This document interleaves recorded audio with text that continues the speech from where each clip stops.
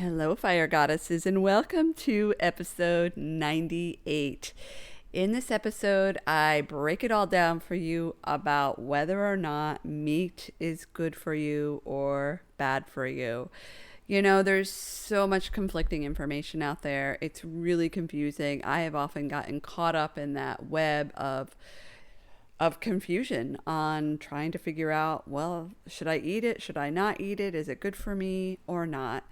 And after being in the field of Chinese medicine for almost 20 years, that includes my time studying the medicine, practicing the medicine, and now coaching clients using principles of Chinese medicine, I have seen it all when it comes to working with clients who are vegetarians or meat eaters, and how it actually affects their bodies when they do not eat meat. So I don't want to give too much away in this intro, but I really invite you to listen to this whole episode because, as you'll quickly discover, so much of this isn't just about the meat. It's about making informed choices based on what works best for our body, what works best for our lives, and not just following along with what other people are saying and what the quote unquote experts are saying. But it's more about just making those wise choices and how you can make better choices when it comes to eating meat. So, fire goddesses, stay tuned. Hello, fire goddesses. Welcome to the Reclaim Your F.I.R.E. podcast. My name is Angela Noel, and I am a prosperity coach for the newly awakened or awake curious, driven overachiever, and overdoer. After running a successful acupuncture practice in Boston for 12 years, I decided to hang my hat by closing the practice and pursue what it is that I'm really meant to do in this world, and that is to serve humanity online on a global scale. Using my background in Chinese medicine, along with the brain science of habits, spirituality, and divine masculine and feminine energy balance, I am here to help you not just understand, but know how powerful you are and that you are the person who is responsible for having the finances, inner peace, radiant health, and energy, aka the fire, in your life that you've always desired. My intention with this podcast is to serve humanity, no matter what gender you identify as, to help bring out the divine feminine goddess in each and every one of you. As you probably are already aware, the world is changing and is begging for the goddess to come out in each and every one of you. So, fire goddesses, stay tuned.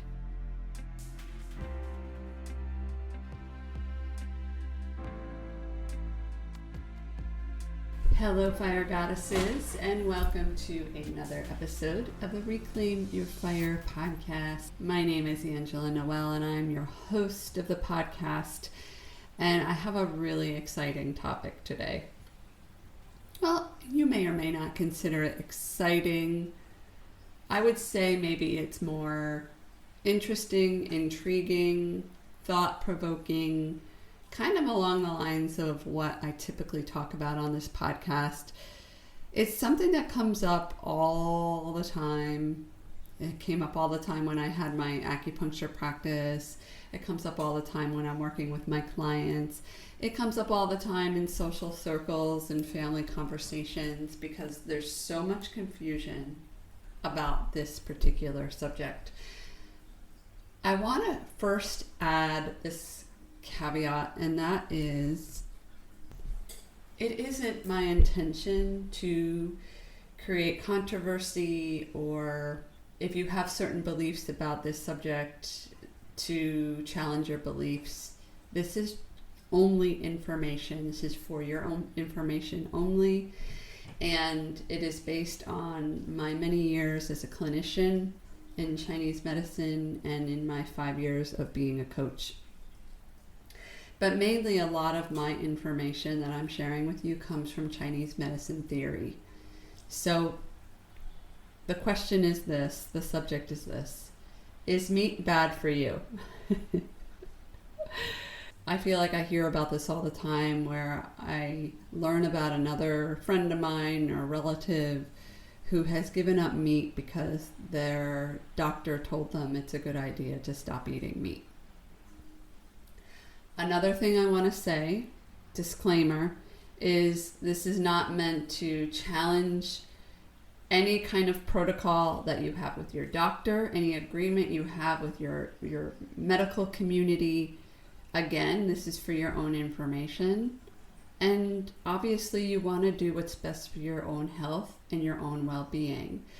It is my intention, however, to give you some viewpoints that a lot of people are not aware of. A lot of people don't know about Chinese medicine theory and some of these ancient medicines and thought systems that were here and have been established for thousands and thousands of years before we've existed. So keep that in mind while you're listening.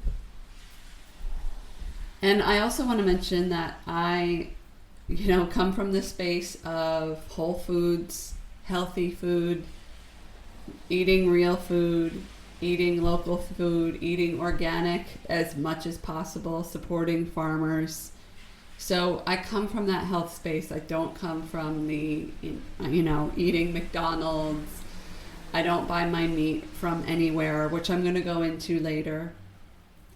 And let's just dig into the subject, okay? So all the time, I don't know, I feel like it's at least once or twice a week I hear about somebody commenting on why it's important to cut out meat, significantly reduce meat, or go vegetarian or vegan. And what I want to share with you is the reasons why, in my personal observation and in my knowledge of Chinese medicine, why meat is actually really, really good for you. Now, I also want to add this. I used to be a vegetarian. So back in my 20s, I became vegetarian, and I was a vegetarian for 4 years. And like so many people who go vegetarian or go vegan, they often report that they're feeling really good in the beginning. And then after a while, either it works for them or it doesn't. And that's another thing, is I do think that there are some people that actually vegetarianism or veganism is really, really good for them. And only you are going to know. I don't know, if I don't know you in person, I can't tell you whether it's, the best option for you or not. But ask yourself this, use your intuition, ask your bodily wisdom, what is the best diet for you? And if you don't know, that might be a clue that you need to do some research or start working with somebody that can help you with that.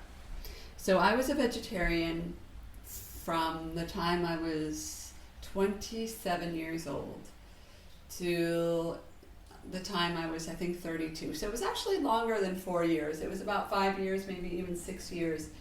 And I was really into it. I never really ate meat at all. It wasn't even like a temptation.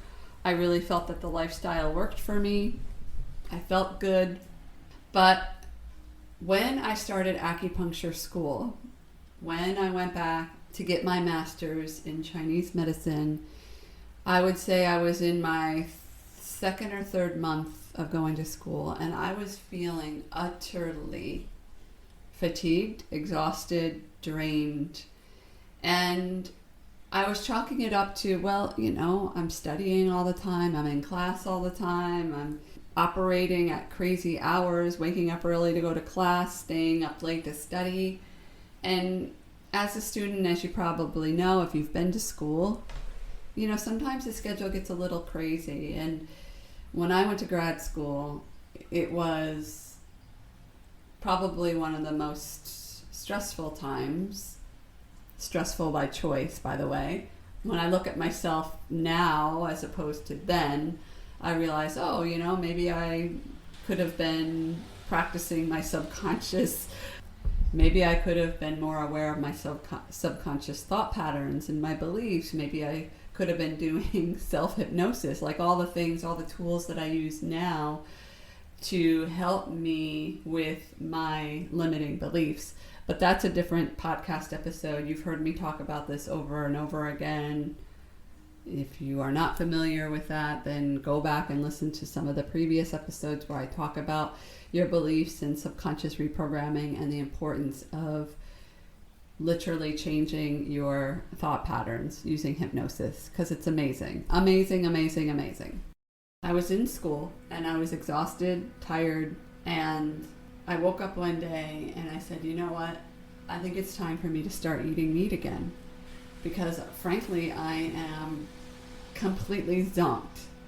I was literally falling asleep in class. I was feeling lightheaded. I was not feeling in my body. I think I had lost or released a large amount of weight. So even though from the outside I may have looked good, you know, and those compliments start coming in, oh, you've lost weight, you look great. But inside, you know, you're like screaming like, oh, I just, you know, I don't feel good, right? Well, that's what happened to me. I always felt that when I started to lose too much weight, I never really felt good. So I remember my friend and I, we had a break from class and we went to the diner.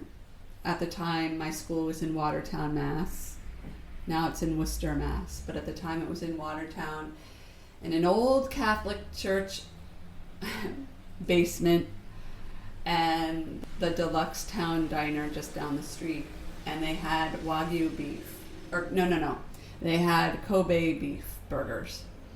And I said, I am going to order a Kobe beef burger today. And it came, and I remember the server put it in front of me, and I was completely like blissed out. Guys, first of all, I just want to say, if you're hearing a lot of background noise, I apologize. Hopefully I will be able to edit all this out later. And sometimes the program that I use to record, it does a really good job. But I feel like there's a lot of background noise today. It's raining outside and I live in the city, so every time a car passes by, it's like splish splash. I'm taking a bath. Life is a little different right now for me because I do live in the city. I'm used to peace and quiet. My condo is very, very quiet and peaceful. I live in a quiet neighborhood, but there's still a lot of background noise, and I don't have a soundproof room to record my podcast. So if this is showing up with a lot of background noise, please excuse it. It's not going to be forever. I have changes in the planning right now, which I can't really disclose at the moment, and that's off subject anyway, but know that it will not be forever that you have to listen to this background noise. But anyway, so that Kobe beef burger was unbelievable, and that was the beginning of me really trusting my body to know what it needs. And perhaps it was going on for a little bit before that, but I just remember feeling like I am drained. I need something. My brain needs fuel. I'm feeling too lightheaded. Like I was feeling literally like I was in the clouds, like my head was in the clouds. And I needed sustenance. And looking back, all the, studying, burning the candle at both ends, staying up late, all those things that in Chinese medicine we talk about, literally taxes our kidney system. I was doing all those things, and frankly, my body needed some compensation or else it was going to crash and burn. And when I had my acupuncture practice, and even when I work with my coaching clients who are mainly focused on their health, they talk about this. And in my clinical experience, when I had a client coming in who was a vegetarian, I'll share a case study or two with you today, because I think it's really, really important to note this, and I do believe that this is going to help a lot of people. So there are two clients that I'm thinking of specifically right now who were vegetarian, and they were coming in for various health conditions. So the first one was a vegetarian for like ever and ever and ever, and she was a vegetarian because of animal rights and the environment, and she wanted to do the right thing. And she was also trying to conceive. She was one of my fertility patients. So she was trying to conceive a baby, and she was having all kinds of difficulties with that. Her period was all over the place, and I don't think I have her records anymore because it's been a while, but I'm pretty sure she had problems with her thyroid. Yes, she did. She did have problems with her thyroid, and she was not able to conceive a baby. And she had been trying for a very long time. And over the course of several conversations, several sessions, several consults with me, I was able to talk her into, and it's not that I want to influence anybody's beliefs or anything, but it was coming from the place of, listen, maybe this vegetarianism is the reason why your body is having such a difficult time with conceiving a baby. And she had a miscarriage, maybe 2 miscarriages, but definitely at least 1 miscarriage. And we went back and forth about it. And finally, she decided to start eating a little bit. And ideally, in this situation, red meat is the best. And let me explain why. Like, yes, chicken and poultry and fish, those are all good for other reasons. They provide the protein, they're good for your muscles, they're good for your body in other ways. Red meat is different from the other animal protein sources because red meat is more effective at building blood than the other proteins. So whether it's coming from cow, whether it's coming from deer, elk, bison, buffalo, those muscle meats, the red meats, and I guess it's not just muscle meats, but it's the red meats that come from those sources that I just mentioned, actually build blood better than white meats like pork and chicken and fish. In Chinese medicine, one of the principles behind Chinese medicine is the idea of qi and movement and nourishment of qi and blood. When the body is in balance, when the body is in homeostasis, the blood is flowing throughout the body and it's nourishing the organs, the tissues, the cells, the bones. And when it's out of balance, that means that the blood is not nourishing and getting to all the places that it needs to be. And oftentimes that's a result of stagnation or blood stasis. Also, what happens in Chinese medicine is blood deficiency. So that means that the blood is not getting, so like I mentioned earlier, it's not nourishing all the tissues, all the cells, all the organs, all the bones, all the things, but it's also, there's not an adequate amount of blood because it's not being, one thing with Chinese medicine, it's a totally different model of looking at health. So you can't really compare Western medicine to Chinese medicine. So I invite you to just let go of what you already know about the body if your only point of reference is Western medicine. So when the body is deficient in blood, it actually is not producing an adequate supply of blood, and then oftentimes the patient will show up and present with blood deficiency symptoms. One thing that's really, really amazing about female bodies, in addition to the fact that we're just amazing, right, is that we have our menstrual cycle. Men do not.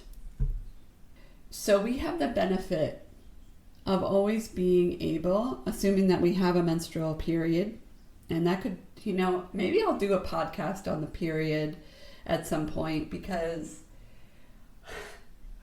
there are so many people, so many women that I know that are not getting a period, and it's not because they're in menopause or perimenopause, it's because of other reasons. But it is a beautiful, beautiful benefit to be a woman with a menstrual cycle, because every month we have the opportunity to look at the state of our blood. Are we getting a period? Are we not getting a period? Right? Are we having do we have amenorrhea, meaning no period because the body is just not producing a period? It's not, the uterine lining is not filling up adequately to shed. Like, what's going on there? Is the period scanty? Is the period light? Is the period heavy and clotty? What is the color of the period? Or what is the color of the blood? Excuse me. There's a lot of information that we can gather by the way that our menstrual cycle shows up. And not just when we're bleeding, but throughout the month, assuming that we have a 28 to 30 day cycle, and some people don't, which is another piece to look at, right? There's so much wisdom that our body gives us, and that's just coming from the menstrual cycle alone. Now, men, they have their cycles too. So, women, we tend to go by the lunar cycle, the moon cycle, whereas men, they go by the yang or the sun cycle, the 24-hour cycle.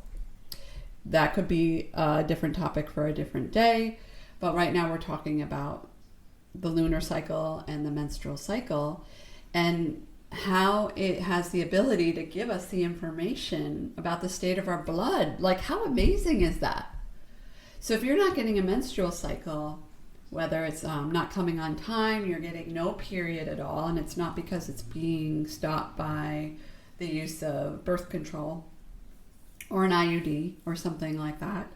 If you're not getting a menstrual period, that could be a clue that you may be blood deficient. You could also have blood stasis, because you can actually have both of them simultaneously.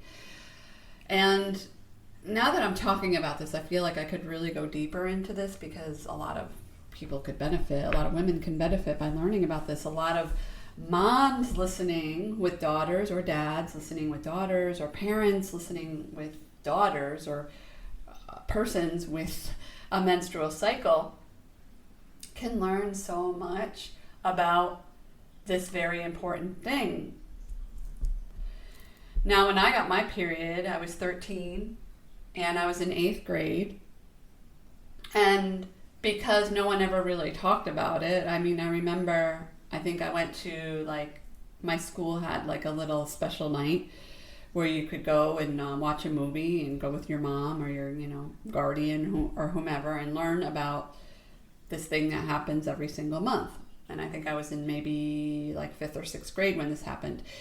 But I remember feeling very, very embarrassed because nobody was openly talking about it. And I read, "Are you there, God? It's me, Margaret." And, that's how I found out that I bleed every month. And that's how it was approached back then. And I think it still is approached in a way where we're kind of neglectful of the menstrual cycle. Meanwhile, and I realize I'm going on a tangent and not talking about meat anymore, but it's very connected, because eating red meat, no matter what gender you associate with, can be very, very beneficial to your blood, to the state of your blood, to the health of your blood, to the nourishment of your blood, to the movement of chi and blood, which is a necessary function that needs to happen in the body in order for all the blood, in order for all the cells, in order for all the tissues, the muscles, everything to be nourished appropriately. So that is another reason why meat is important. So like that client I was talking about earlier, who was a vegetarian and was confused about why she was unable to conceive or why she had repetitive miscarriages, once she started, after she went through her resistance and realized, okay, like this is for my health, I'm going to start eating, I think I had her on maybe 4 ounces of red meat once or twice a week. That made all the difference. She was able to conceive a baby within months. 3 months, I believe, she was pregnant. And she carried full term. She continued to come to acupuncture every week. And we continued doing our health consultations and coaching so that she was adequately nourishing her body throughout her pregnancy and after birth. And she had not just one, but 2 very healthy daughters as a result of having this information. And it's unfortunate, actually, that meat is looked upon as this demon in our diet that creates nothing but problems. So I want to just break that down a little bit. So you already know that meat is beneficial to nourishing the blood in the body. And you already know how, especially if you're female and you have a menstrual cycle, how you can determine the state of your body, the state of blood in your body. And if you want to know more about the period, I would love to do an episode about this. I'm actually talking out loud here. I think it would be really beneficial. If you're still getting a period, even if you're not getting a period, I just feel like this information is very, very useful. And if you don't have a period, there's other ways that you can tell the state of your blood too. I don't want to get too off track, but let's get back to that in another episode. So as far as meat goes, I just remember I've just heard so many people, and these are oftentimes people, because a lot of the people I know and associate with are health-minded, health-conscious individuals, or at least health-curious. And I remember being at dinner with a family friend one time, and, really healthy guy, owns a health club, really into working out, has worked out his whole life. And he's like, I no longer eat meat. And I'm sharing this conversation because it's not the first time I've had a conversation like this before. He's like, I'm done with meat. Like, I read the China study and meat is bad and I'm no longer going to eat it. And I'll be completely frank with you. I did not read the China study. I purchased the book, but I didn't read it. I read the Cliff's Notes. Basically, I read about it. And what I can gather is that the China study is not really accurate data. And the reason why is that there's no specifics around where your meat is coming from in the China study. It's just assuming that you're buying meat from the store, that you're buying industrialized meat, you're buying meat from large corporations, typical standard meat that you get in the grocery store. Now, personally, I don't touch that stuff. I don't eat meat that comes from the grocery store. Maybe once in a while I do if I go to a friend's house and that's what they're serving, and I will eat it once in a while. But my day-to-day meat consumption comes from a local farmer where I know this person personally. I've been with her. It's a husband and wife, Kim and Rich, Chestnut Farms.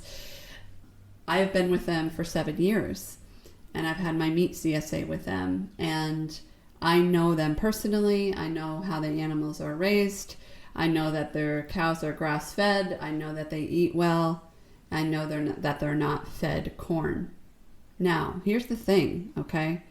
I was just in Indiana back in July, okay? If you go to certain states in the United States, or even, certain countries where there's a lot of farming, you're often going to see a lot of cornfields, okay? Those cornfields are not the kind of corn you get like corn on the cob for your 4th of July, or not 4th of July, I guess Labor Day barbecue, right? That corn that is growing in those cornfields is for fuel, so ethanol, and for feeding. I think most of it is. And maybe sugar too. I'm not totally sure, but most of it is for fuel, and most of it is for feeding the animals corn. Okay? So imagine. All right, let's backtrack a little bit more, okay? So corn is high in omega-6s. Omega-6s, look it up, is highly inflammatory. Okay, so these animals in regular, standard lots, feeding lots, the mainstream meat industry, a majority of what they're fed is corn. Highly inflammatory. And also, most of that corn is not organic, right? So it's treated for pests and treated so that, they can harvest the corn, feed it to the animals, and, not have a lot of problems with insects, right? So imagine that, okay? These cows that you're eating, these delicious steaks that you're having at, unless it specifically states on the menu that it's grass-fed. If you go to places like the famous steakhouses, you know where they are. I don't need to drop any names and have them come after me. They're being fed corn. So you go and you order your steak and you are eating an animal that was fed corn. Okay? Corn is high in omega-6s. Very, very inflammatory, right? How do you think that's going to affect your body? How do you think eating an animal, eating meat that was fed corn is going to affect your inflammatory state? Okay? And what do you believe causes a majority of diseases? Where does it start? It starts with inflammation.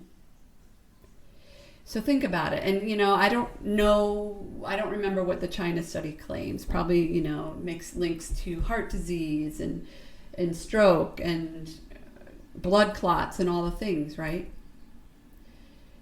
So if you are afraid to eat meat, I want to ask you this question. Or if you've been told not to eat meat.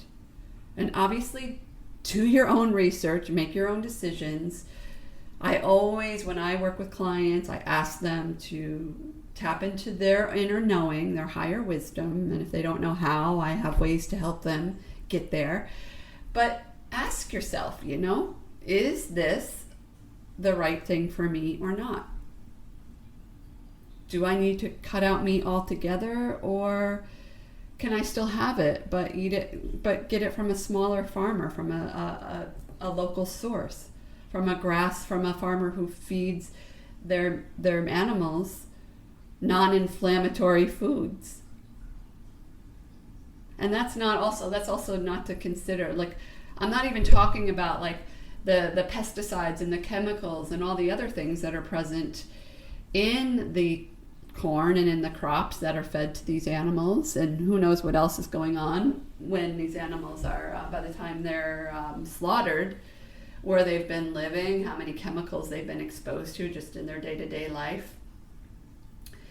So, in listening to this episode, I invite you to just, when you hear information, whether it's about meat or it's about health or it's about something else entirely, consider for yourself, where is this information coming from?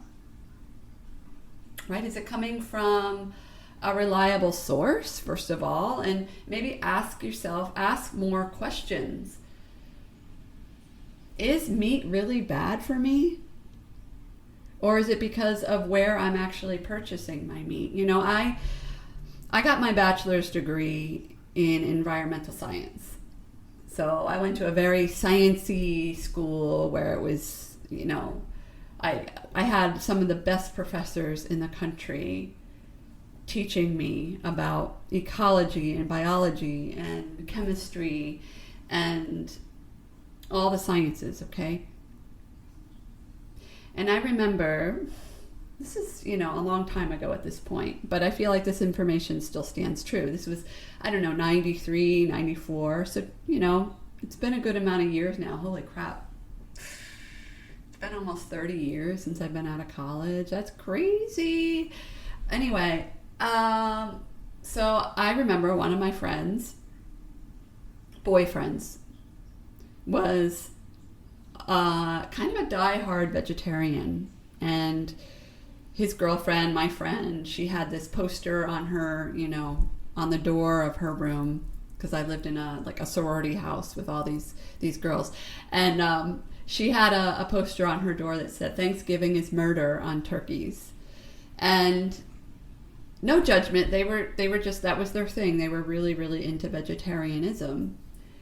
And so one time there was this debate at my school. I went to the SUNY College of Environmental Science and Forestry, for those of you wondering.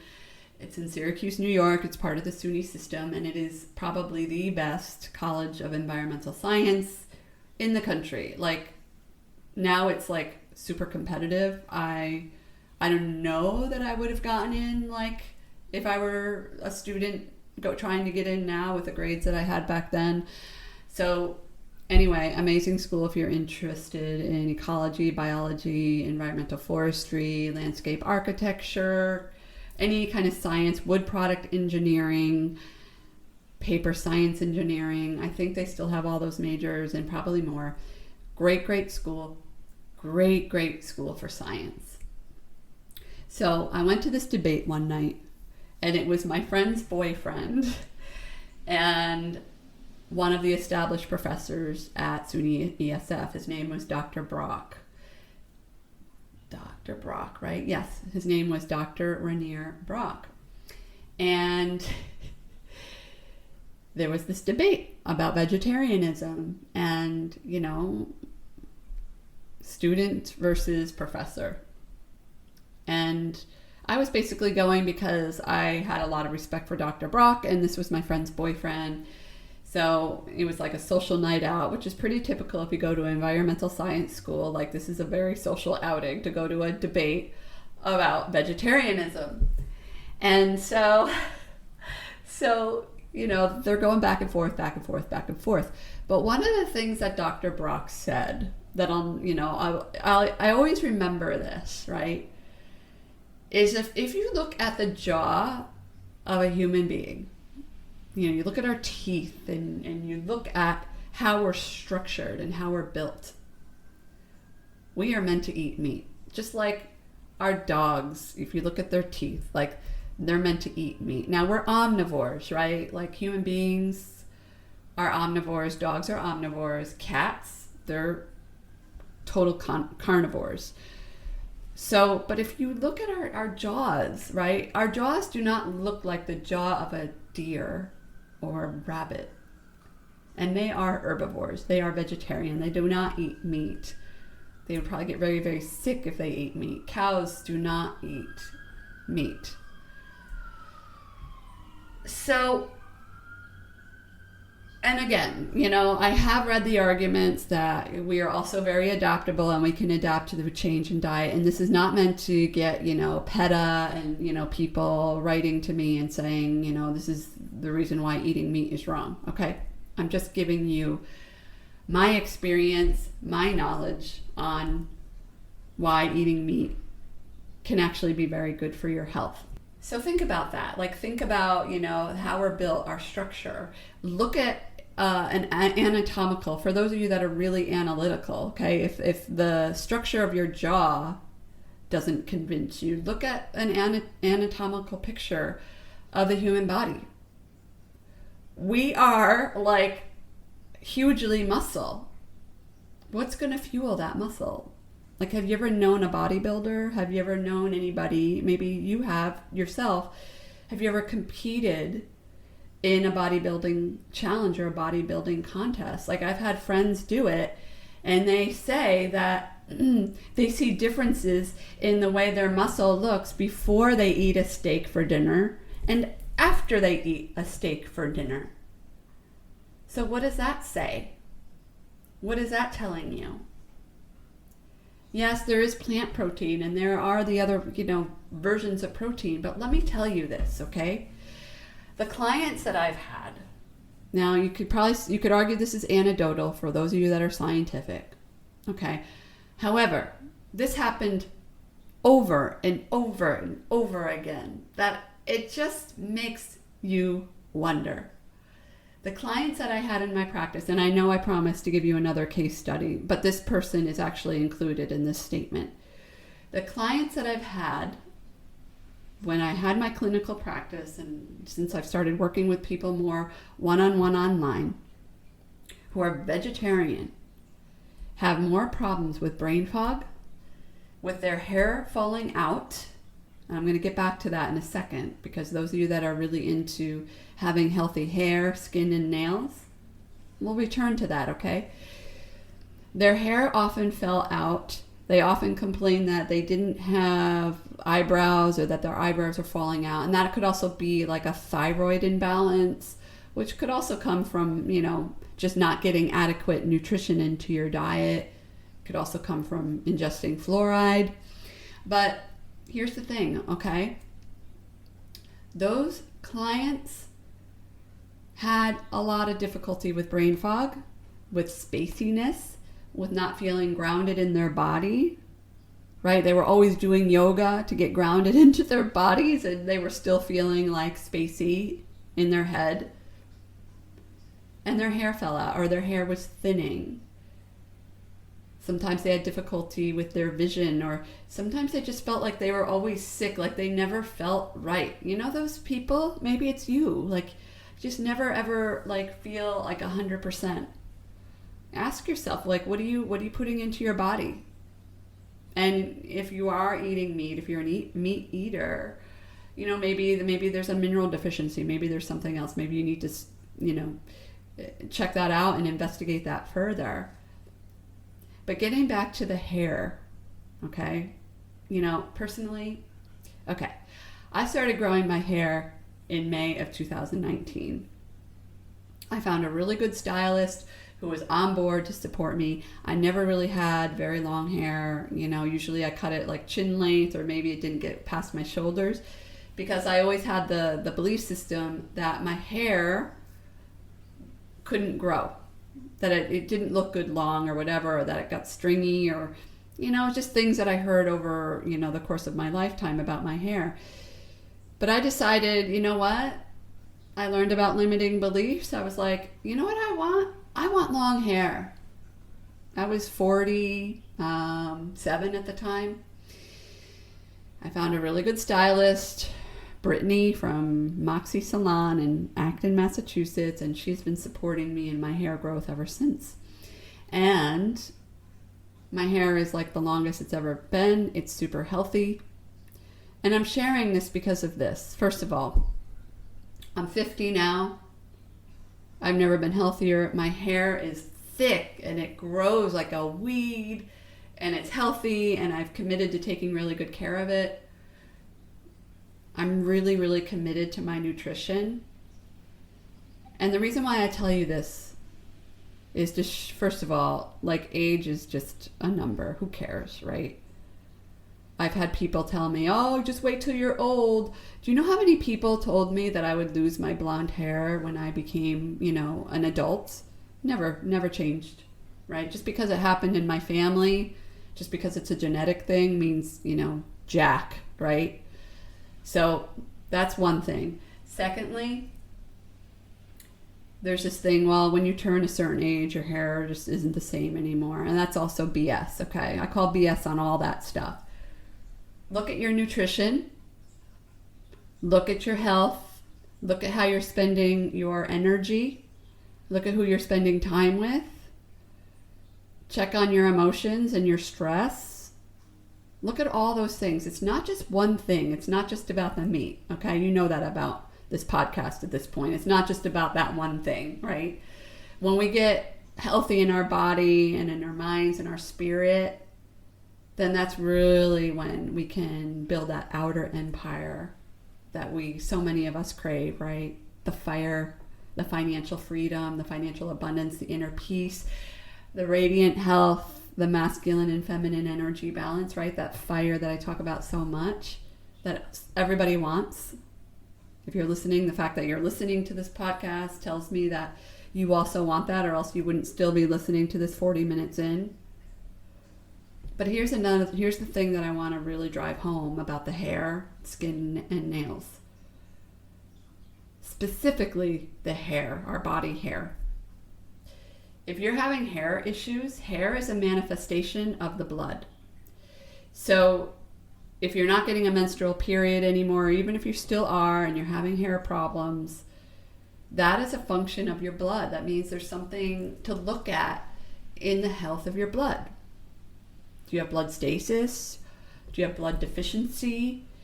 Do you need to make some tweaks or changes? Do you need to get more sleep? Do you need to manage your stress? Do you need to manage your mental state? And it's not my intention to overwhelm you with this checklist of all the things to do, because, transformation happens in baby steps. So it happens over time. But if you don't have the hair that you want, right? If your hair is thinning or it's falling out, and you are also a vegetarian, for example, you don't eat meat, that might be something to look at. That might be a clue, because your hair is a manifestation of the state of your blood, according to Chinese medicine theory. Look it up. Don't take my word for it. Discover for yourself. So at this point, I'm sure you're already aware that if you are under the impression that meat is the bad guy, you might want to reconsider that belief. And ask yourself this question. And it isn't my intention to force my beliefs or anything on you, just to give you information to ponder. But if you are buying into any kind of mainstream thinking, whether it's about meat or anything else, where are you going to be in another year from now if you continue to listen to everything you hear on the news and you don't ask the questions? The world is changing and is begging for the goddess. I say this in every podcast episode in the beginning. The world is changing and is begging for the goddess to come out in each and every one of you. Goddess meaning reclaiming your divine feminine and personal power. Claiming that person that you were at birth, that sovereign being, before you were indoctrinated with all the beliefs, indoctrinated by your schools and your religion and by your parents, even if these people had the best of intentions, right?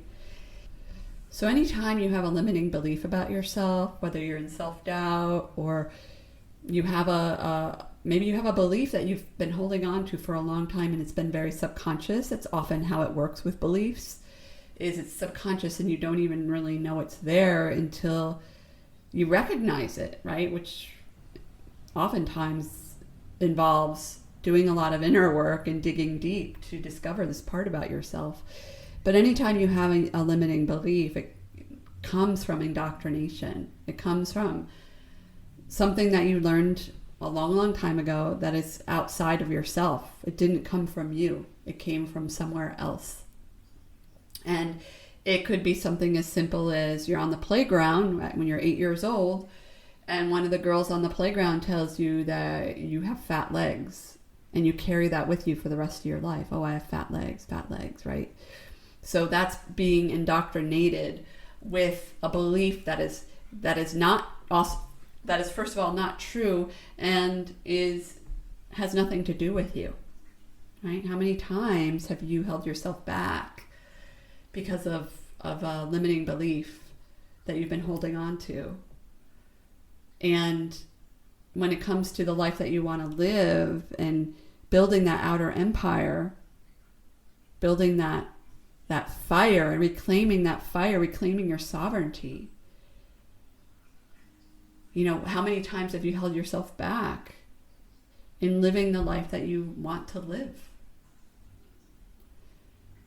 I have a really close dear friend of mine. Love her dearly. She wants to paint. I think I've mentioned her before. But she doesn't think she's good enough. She doesn't think she's creative enough. And she's really, really unwilling to let go of that belief. So unless she changes that part of herself, she's always going to be under the impression that she's not creative. And that could have come from somewhere. That definitely came from somewhere.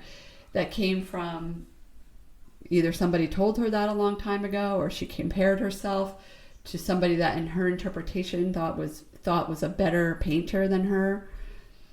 Maybe she got it off of a TV show of what is defined as an artist, like a good artist, right? So chances are, if you're listening, there's something that you're doing subconsciously, or maybe you're aware of, that is holding you back because it came from a belief outside of you. And again, I know I'm off of the topic of meat, but I'm using meat as an example. It's not just about the meat, is it? Even though I believe that, as long as your body can tolerate it and digest it and break it down, and if it's unable to do that, that's actually something to look at, right? There might be something you're holding on to that's keeping you from breaking down meat. Because I know people like that too, who are like, I would love to be able to eat a steak, but I actually physically can't because it makes me physically ill. There might be a reason behind that, Have you fully considered what is causing that? It could just be something that you need to let go of energetically or emotionally that's in your system, that's just taxing your system so much that your body physically can't break down meat because its energy is being spent doing other things. Now, I know that's going a little bit like, woo, right? A little bit out there. But you know what? We're energetic beings. And the faster you are willing to accept that part of yourself, the easier it becomes to grow and evolve. And for lack of a better way to explain it, keep up with these changing times, because they're challenging. I get it. So goddesses, I've been babbling. Hopefully it's useful information. But I've been talking for quite a while, and I know your time is valuable, so I'm going to wrap this up. Until the next podcast episode, I want to remind you to be radiant, be powerfully authentic, and know that you can reclaim your fire at any time. And until next time, I love you unconditionally. Remember to shine, girl, shine. Show up as your authentic self and be that person that you already know you are. Take care. Bye. Hi, this is Angela Noel, and thank you so much for listening to this podcast. If you have found value in listening to this podcast, I would be so grateful if you could kindly share this podcast with those you care about. Please help me spread the word of empowerment and possibility and expansion by sharing this podcast. Or you could also leave a review on Apple Podcasts. Remember to follow me on Instagram at I am Angela Noel, or you could go to my website at www.angelanoelinternational.com to learn more about my work and to find out how you can work with me. Thank you very much.